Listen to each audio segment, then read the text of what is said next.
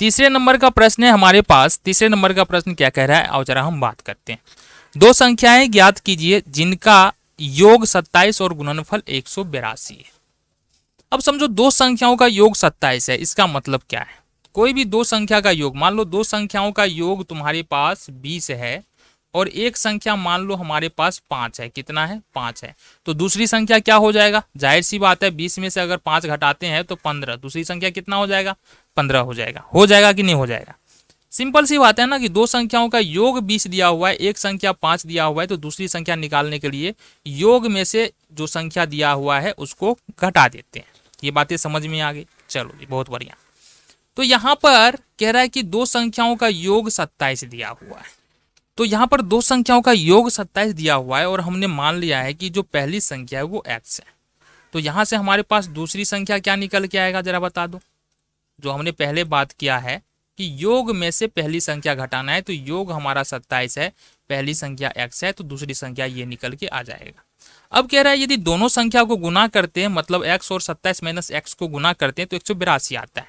यहाँ पर लिखेंगे अकॉर्डिंग टू क्वेश्चन, प्रश्नानुसार x इंटू 27 माइनस एक्स बराबर में कितना आ जाएगा? 182 आ जाएगा, यानी कि 182 हमको यहाँ से निकल के आ जाएगा। ठीक है, चलो बहुत बढ़िया।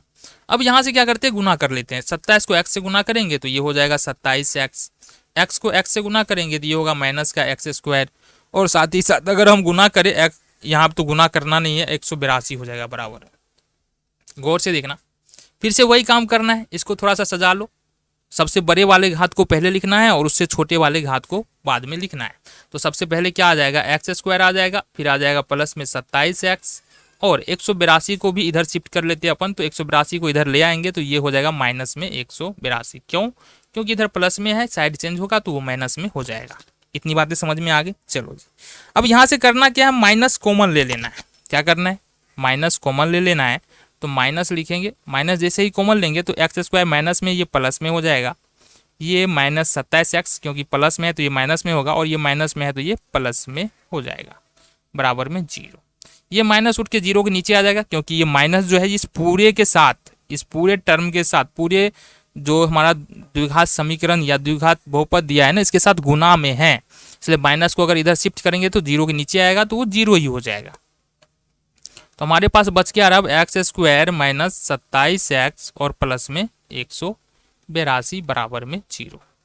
ये हमारे पास बच के आ रहा है। अब हमको तो संख्या निकालना है, और संख्या कैसे निकल सकता है?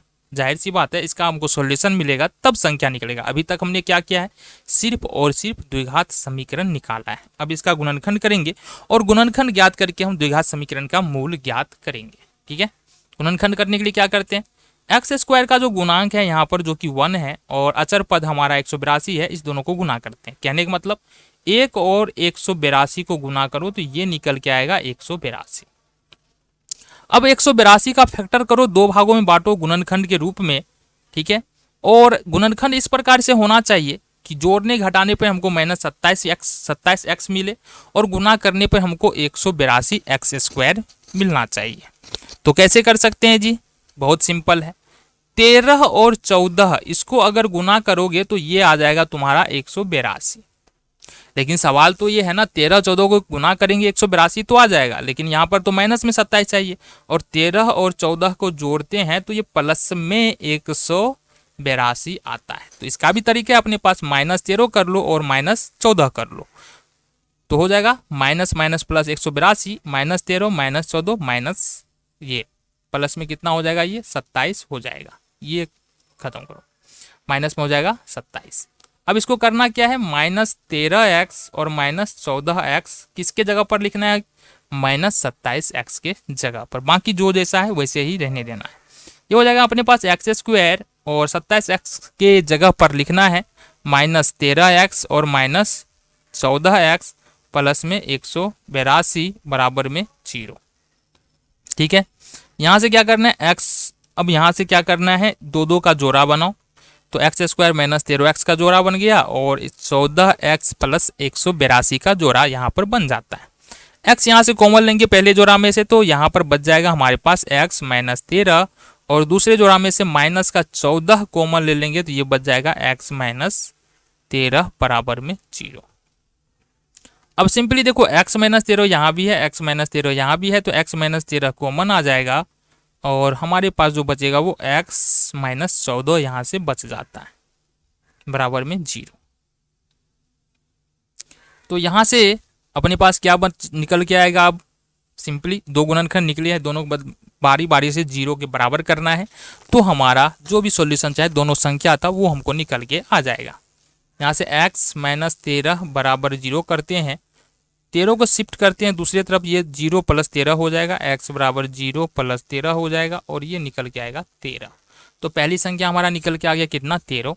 फिर इसी तरह से करेंगे x माइनस 14 बराबर 0, तो x बराबर यदि लिखते हैं 14 को दूसरी तरफ शिफ्ट करेंगे, ये हो जाएगा 0 प्लस 14 यानी 14 बराबर आ जाएगा ये 14, यानी कि ये निकल के आ गया 14।